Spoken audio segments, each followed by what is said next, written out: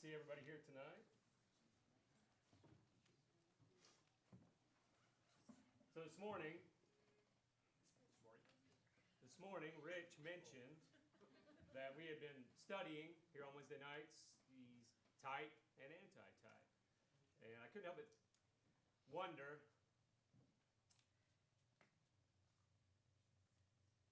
and ask myself if we've been doing a good job as to explaining kind of really what it means, and if we could explain it to others. If, let's say, our friends or our neighbors or family members who aren't too familiar with it asked us, well, what does that mean, Brother Rich? Or what is that? Could we explain it to them? So, how would you explain what type and anti-type is?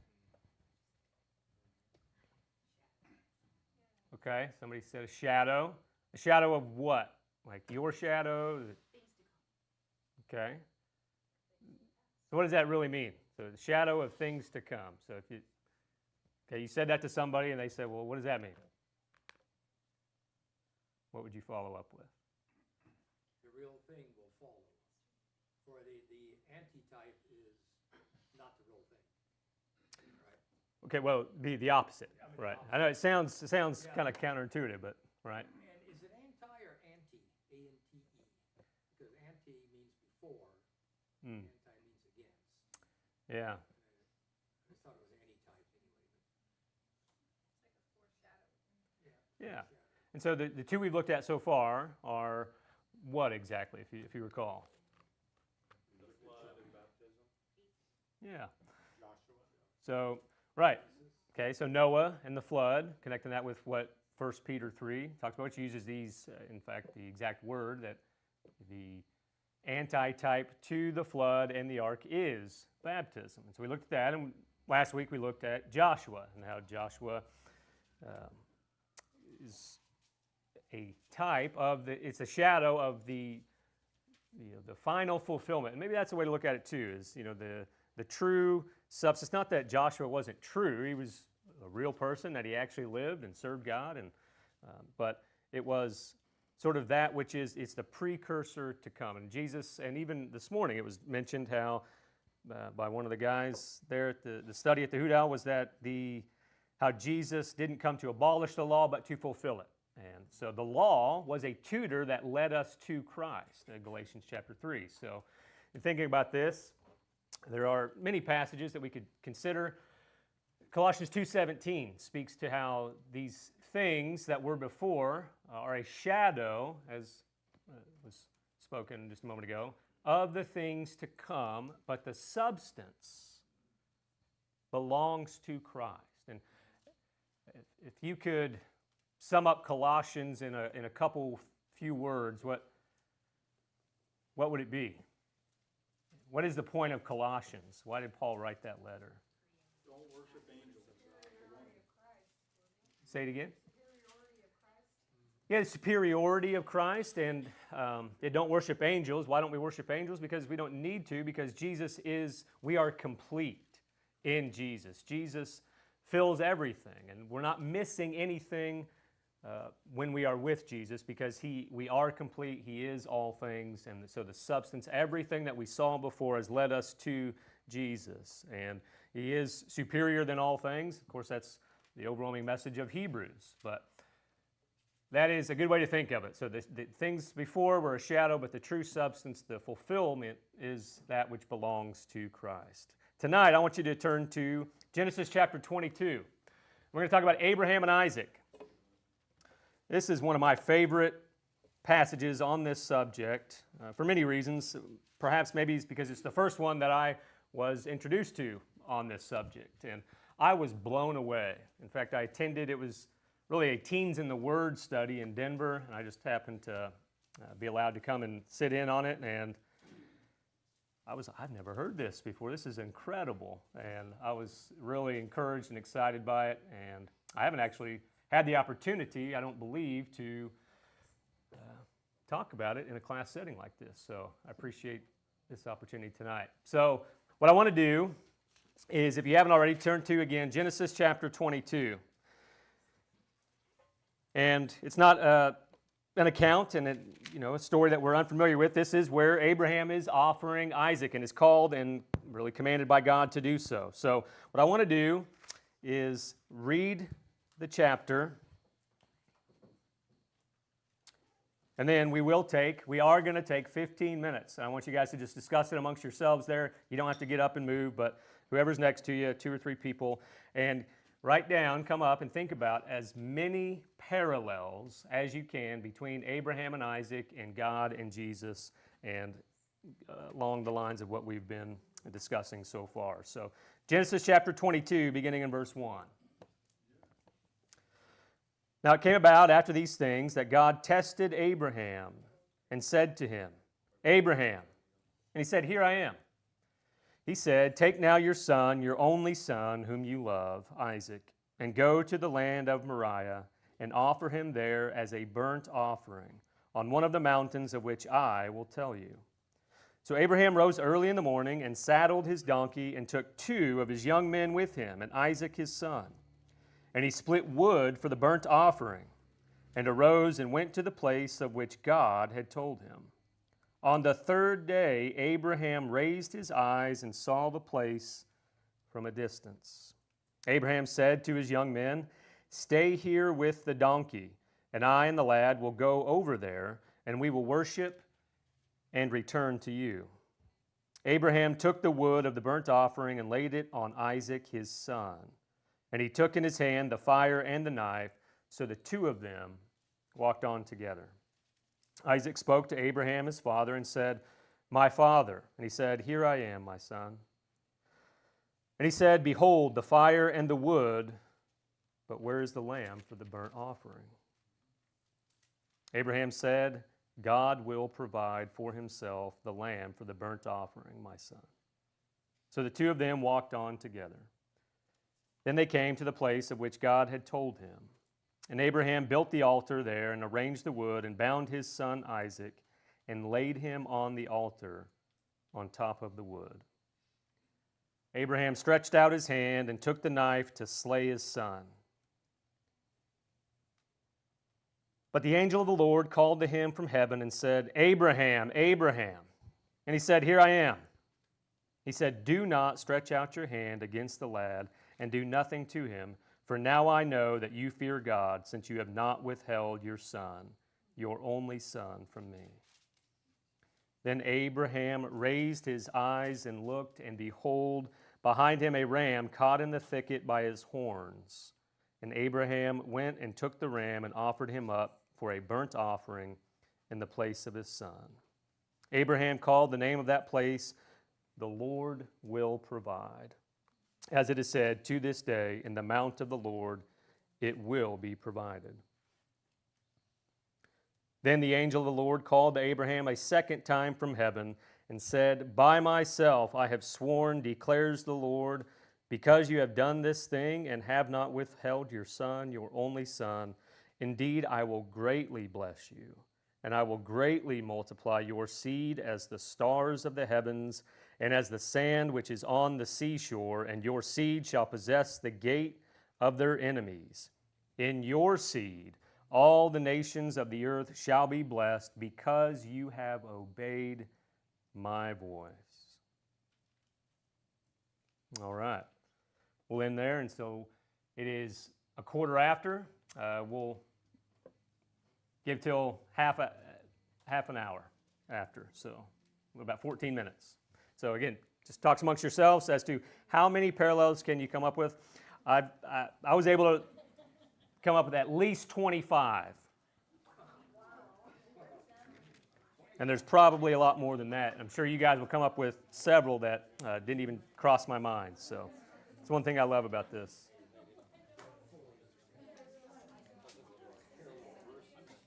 Yeah, you can obviously draw from other passages that you're familiar with too.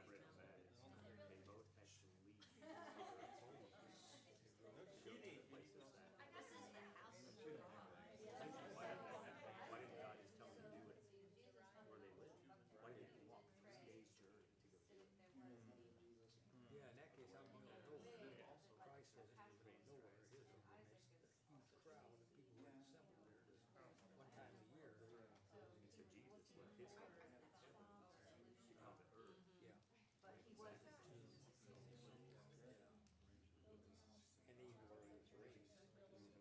Sure, yeah, Bethlehem, Nazareth, yeah.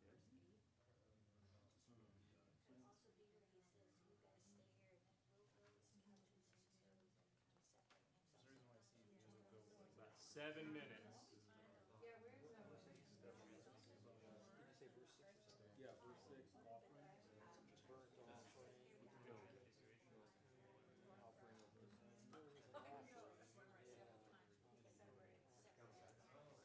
the sin. Altar. We haven't really been writing them down. Do we need to write them down? It would be, Unless you got an excellent memory. I mean, we can probably remember some of those that we're doing, and I mean. the altar be the cross. Yeah, the cross.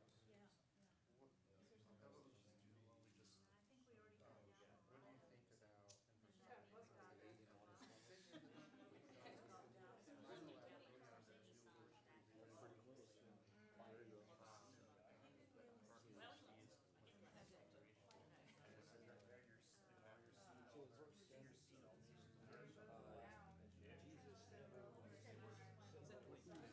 Very good. So verse 7, Jesus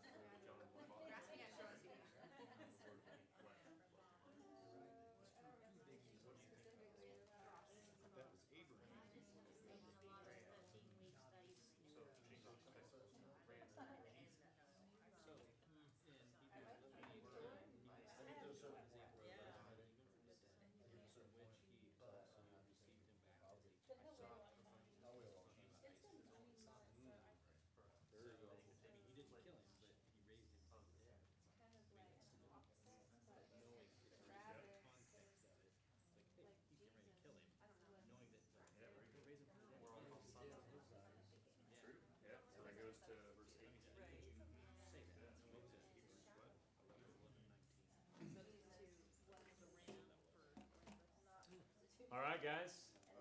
Time.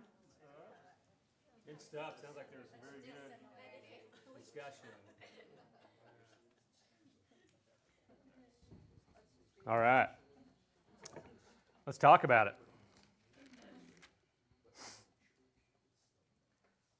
All right, what's one that you came up with? Parallels between Abraham, Isaac, and Jesus, and Father and son. father and son. Certainly, okay. Perhaps maybe that's one of the most obvious. Yeah, father and son. Okay, his only son. That's a good one, Betty. So, verse 2 there he says, "Take now your son, your only son, whom you love." And that's also described your only son in other places. Jesus is described as what? God's only son or begotten son. How is Isaac described in Hebrews 11? It's good. I respect that very much. Stay in the text. Stay in the text. But Isaac is mentioned in Hebrews 11. Why? Because of the faith and faithfulness of Abraham. Verse 17, Hebrews 11, "By faith Abraham, when he was tested, offered up Isaac, and he who had received the promises was offering up his only begotten."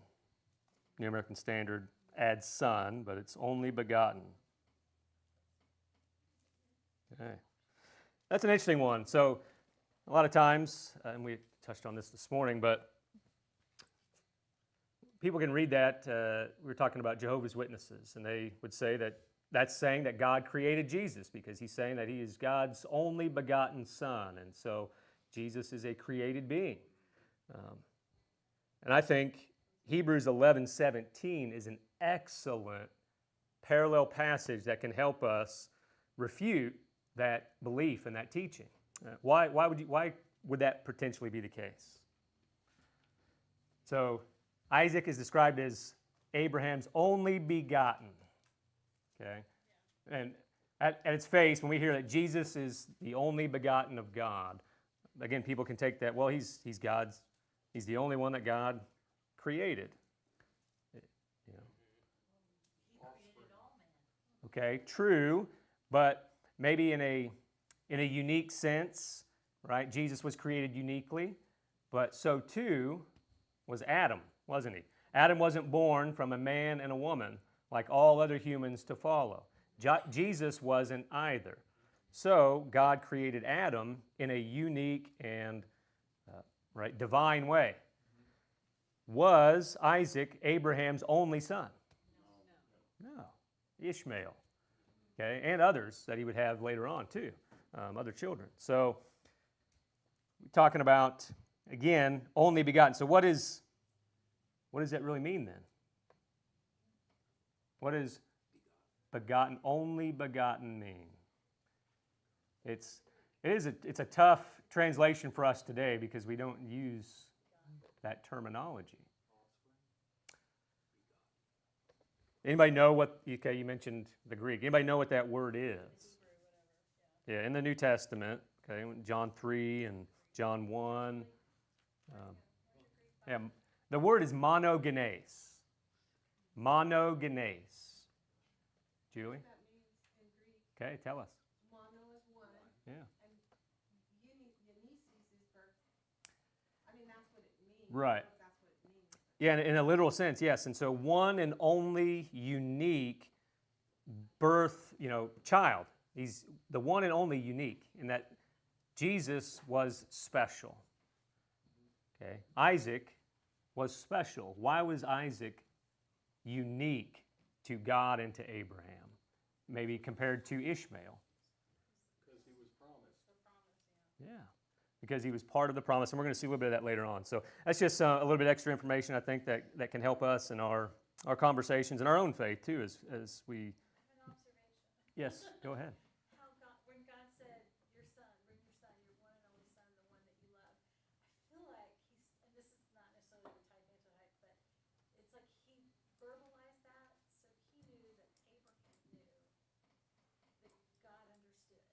Mm. Do you know what I'm saying? He understood on a very deep level, your only son, the one that you love. Did he say only? I'm sorry, your He one does, son. yeah. Well, it's in my Bible, yeah. Yeah. Anyway, so, but when somebody's going to tell you something hard, he's describing, and so Abraham understands that God knows, and God understands.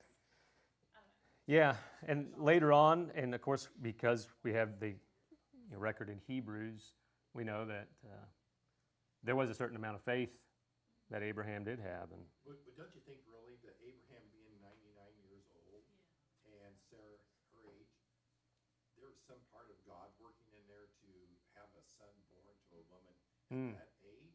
oh, absolutely. And so Mary being a virgin, Jesus born to Mary, there has to be, I see that as a connection there between God's ability to impregnate or have women have a baby at that age.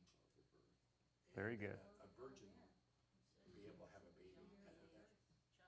I love that. Yeah, very good, They Tom. were Thank you. one-time only Very good. occurrences. Yeah, It only Right. occurred once. yeah. Well, that we know of for sure with somebody that old. Yeah, No, I mean, Adam, the way you said Adam was created, it only occurred once. right. And Jesus, that only occurred once. Yep. Birth. All right, let's keep going. Scott? And verse 2, possibly that they were told to leave their land and go to another land, which both of them did. Jesus ended up leaving his home where he was born and ended up being sacrificed in a different land. Yeah, you ever wonder why did Abraham have to travel 3 days journey? Why did he have to leave his where he was at? Why couldn't he just sacrifice him there? And so there's definitely a sense in which Jesus grew up in Nazareth and he had to leave Nazareth to go to the place of sacrifice. But how else could we view that? How else did Jesus have to leave his place of dwelling? Heaven, Yeah, come here. yeah. John 1, Philippians, right? He emptied himself by coming in and taking on flesh, and he came to earth for what purpose? To make the sacrifice for all of mankind. Very good. Betty? Well, Moriah was actually where Golgotha was. Hmm. They both were sacrificed on the same mountain. So you think about, why did he have to leave to go to Mount Moriah, or the land of Moriah? Yeah, that's a fascinating one. And so it is 2 Chronicles 3:1 tells us that is the place of the Temple Mount in Jerusalem. So yeah, that's an interesting one.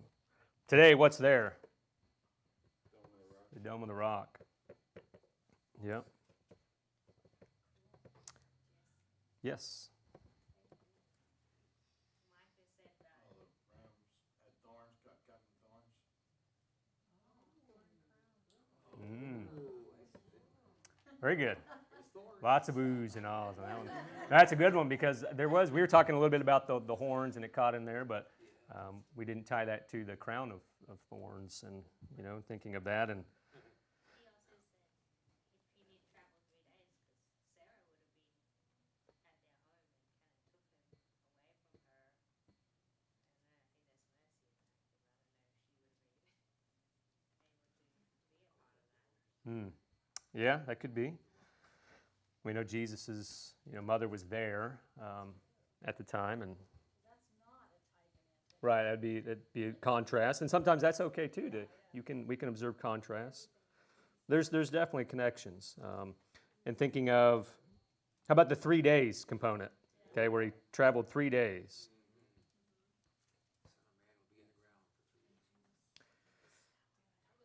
Yeah, and again, why 3 days? And Wasn't that was that tied with Jonah in the whale? yeah, The big fish. right. Yeah, Jesus even himself spoke about that. There they use like the just as so will be, Yeah. language. The only sign I'll give you. Yeah, so there's no doubt about that one, right? And so this one is, again, we're just trying to make some parallels. That one for sure is a note, because Jesus himself said it. But The two servants, the two on the other side of Jesus, I don't know. Okay, sure, yeah, They died though. yeah. Now but the 3 days. So in Hebrews, right? What does it tell us about Abraham's faith regarding what would happen to Isaac? That he thought he'd receive them back. Yeah.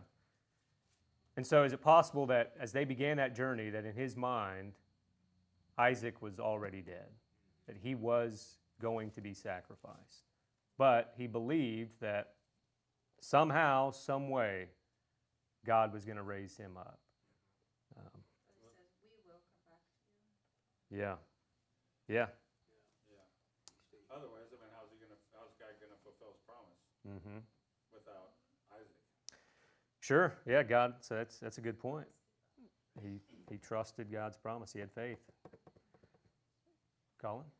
I don't know if this is significant because it doesn't really specify if Isaac rode the donkey or not, but there was a donkey and that could be correlated with the triumphant entry. I love it. I do. Yeah. Again, maybe it's just a coincidence, but they brought a donkey along with them, and Jesus rode in on a donkey. Now that's was to fulfill the prophecy of, right? But yeah. They both carried wood, Okay. In what sense? cross, and the wood for the fire. Yeah. In fact, who carried the wood? Isaac and Jesus. Yeah. Isaac. And it was verse 9. So they came to the place that God had told them, and Abraham built the altar there and arranged the wood and bound his son Isaac and laid him on the altar on top of the wood. And it had said that Isaac, I'm sorry, that's not the verse I was looking for, but Isaac was the one that was carrying the wood. Yeah. What verse is that?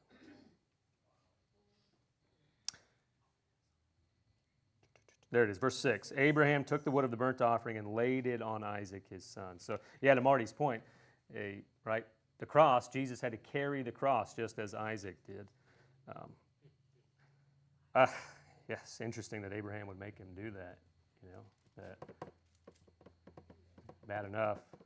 One thing I thought, Jesus wrestled with God in the garden, not my will, but your will. Mm. We don't see Abraham wrestling.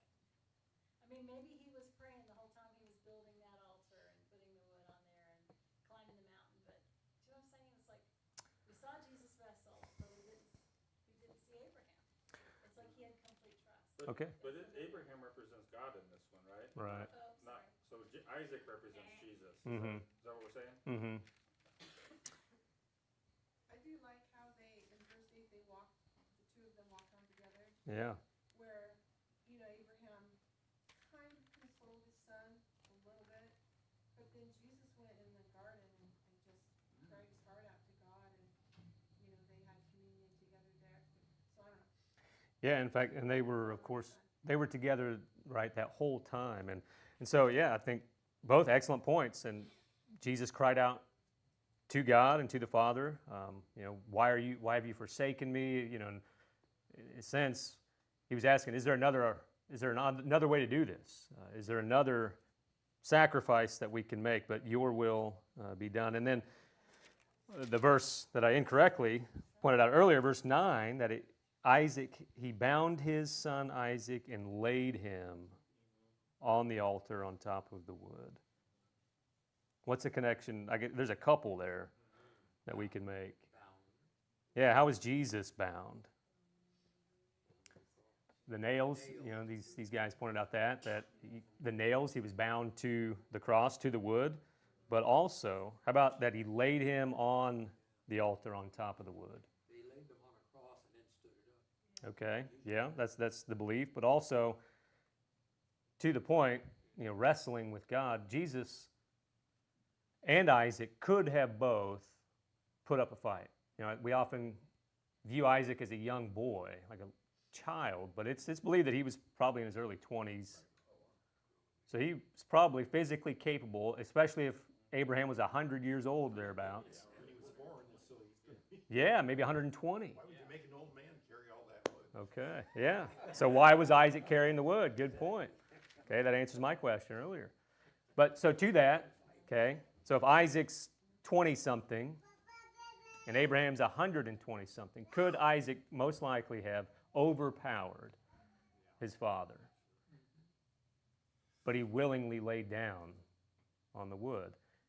Jesus, yes, I mean, he could have done anything, but he laid himself down. He wasn't forced on to the wood. He willingly laid down on the wood. So, Julie? The sons were completely obedient to their father. Yeah. I guess that's kind of what you just said. Yeah, absolutely. Completely obedient. What else? Colin? Kind of lost track if this has already been said or not, but verse 18 says, "And in your offspring shall all the nations of the earth be blessed because you have obeyed my voice." Mm. So now all the nations are blessed. Yeah, and so that culminates Julie's point of complete obedience, and what is the result of that? Certainly God's blessing to them, but to all of us. And so, yeah, that is, I think, the... Well, the blessings are different through the different covenants, but it's Right. the same symbolic. Yeah, in Galatians chapter 3, isn't this, it's exactly what Paul's talking about, is to, in Galatians 3 into 4, is that we are blessed through the seed, right? And that the Jews were making the mistake of thinking that because they were Abraham's descendants, seeds, plural, that they were Jews and they belong, they come from Abraham, whereas it's the seed, the singular seed that would come through Abraham in the form of Jesus that would bless all people. And it's because Abraham obeyed, and then, of course, Jesus obeyed that happens. Is Acts 2:39 possibly kind of strung in there because this promise is for you and for all people? For all Sure. Yeah, and that's Galatians 3 talks about that promise of the Spirit. Yeah, Absolutely. for all people because of what Christ had done. Yep. Betty?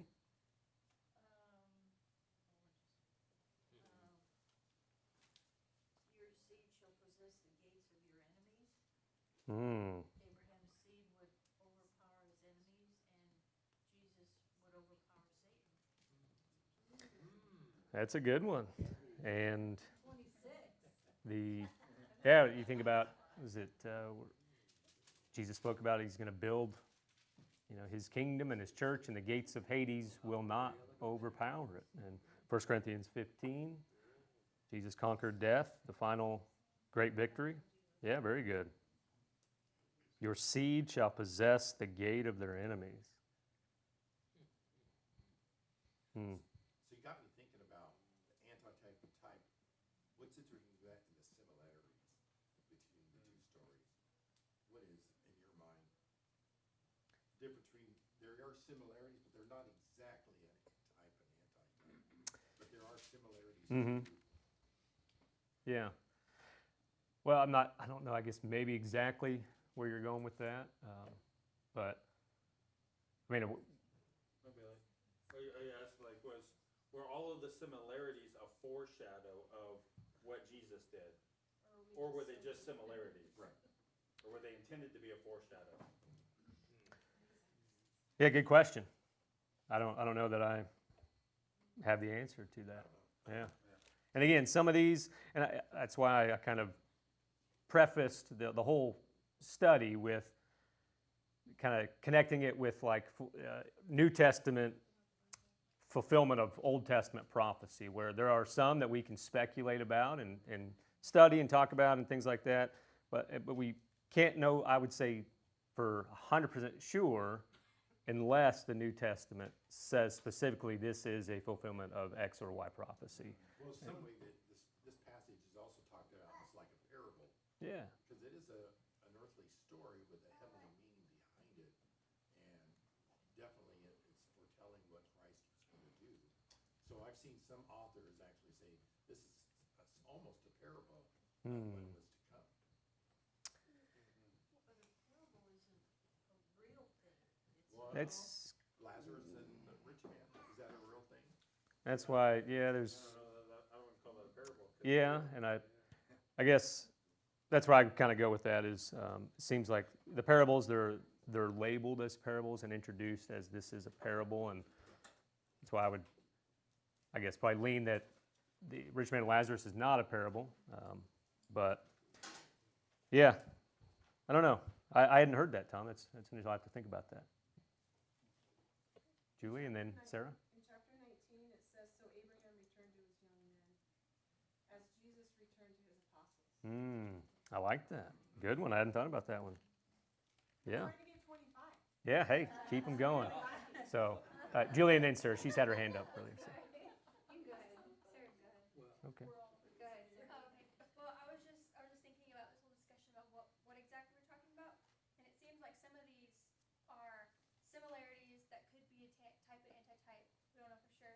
And then those others are like direct promises from God, like Yeah. at the end about the blessings and then the enemies one. Like I feel like they're in two separate categories almost, but all tying back to Jesus. Right. You bet.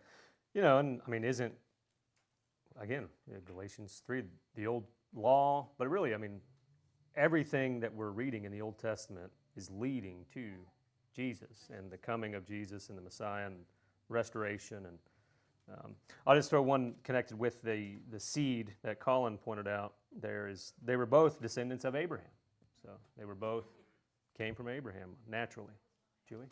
So a similarity in the story is that there was a substitute offered. The difference is that the ram was taken as a substitute for Isaac, whereas with Jesus, the ram wasn't. So Very they good. go together, but the fact that there was a substitute is the similarity, I guess. I love that. Jesus is a substitute for us. Mm. Yeah, there you go. Another good way to look at it. Both excellent, though. I hadn't thought about either one of those. That's very good. I didn't say that, so that was good. Yeah, very good. So did we talk about the obvious, the burnt offering, the lamb? Jesus is the lamb. Yeah. For the lamb. Okay. Sacrifice, and Jesus is the lamb. Excellent. You bet. He is the Lamb. They were both promised births. Jesus' birth and then Isaac's birth. Yeah. Yep. Children of promise. Okay, what's one you guys had? Quentin or Wesley? You guys had a couple good ones? See, I told you you should have wrote them down. Oh, I did write the one down. How about, there was one you had I thought was really interesting. The one in chapter 5, when they went up to the mountain to worship. Yeah, okay. Tell us what you had with that one. So I thought when in chapter 5, and Abram said to the young man, "Stay here with the donkey, and I and the lad will go yonder, and we will worship and return to you." Verse 5. Verse 5. Sorry. Verse Yeah. So the two that I thought of was when Jesus went up to pray and he left the disciples behind. It could have been that one. Or when him and the disciples went up to worship and the transfiguration. When they Somebody came staying down. behind, Yeah, interesting. Marty? Yeah, so just with the talk about the ram kind of made me think about is the ram Jesus, right? Whereas the ram was the substitute for Isaac, Jesus is the substitute for us, and so the ram is actually Jesus in the story, not Isaac. Yeah, I think Wanda touched on that. Now that I got it that But so if that is the case, my mind goes to, okay, well, what then would be Yeah. the connection with that his horns were caught in the thicket? How does, horns represented power a lot of times, maybe not in this case, but I don't know. But yeah, that's a good one. Okay, we got about 4 minutes. Let's get a few more. Colette? Well, we talked about, in verse 2, it says, "Now take your son, your only son, Isaac, whom you love." Well, didn't God say that about Jesus when he was getting Yeah. baptized? My beloved son. Yep, in whom I'm well pleased. Good one. Okay. A few more. We mentioned God will provide. In what way, do you think? Well, God provided the ram and he provided Jesus. Yeah? And that's what Moriah means. Okay. Yep. Yeah, that's right. It was called that, to this day, they said, right? Yep. Very good, Betty. One I had is Isaac and Jesus were directly named by God.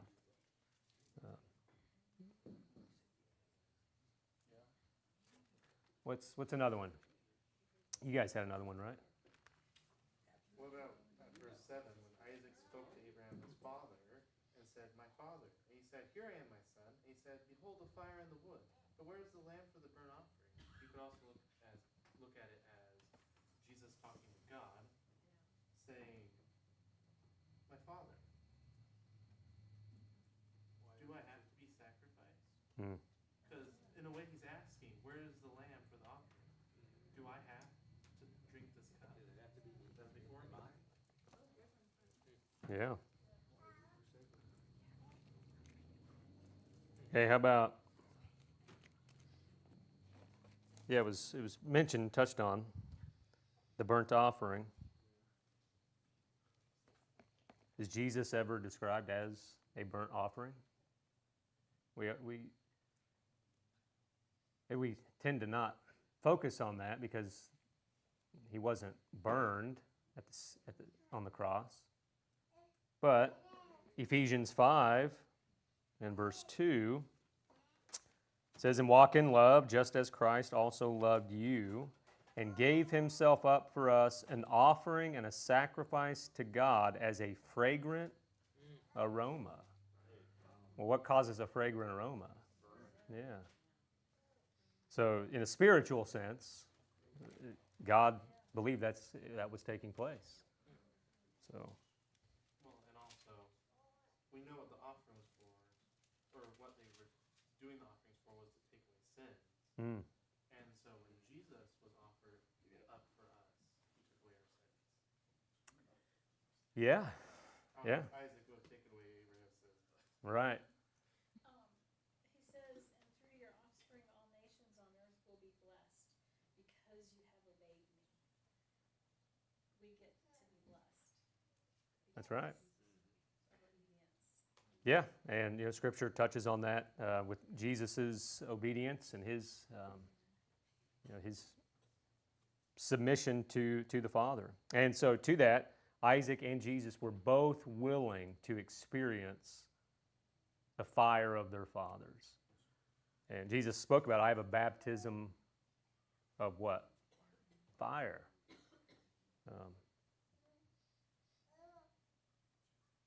Anything else? We got about 0 minutes.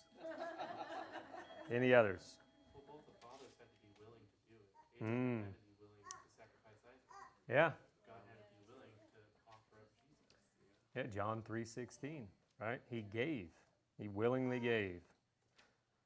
Good stuff, guys. I'll just run through my list real quick. Most of them we covered, and you guys added several more excellent ones. Let's see.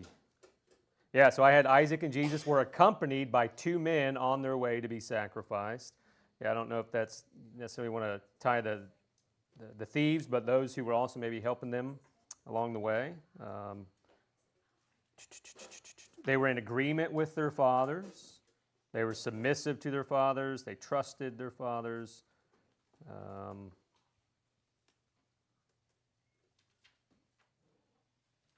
Isaac and Jesus return with their brides. And one we didn't necessarily read about, but we... Right. But interesting one. Okay, good stuff, guys. Let's close out with a word of prayer.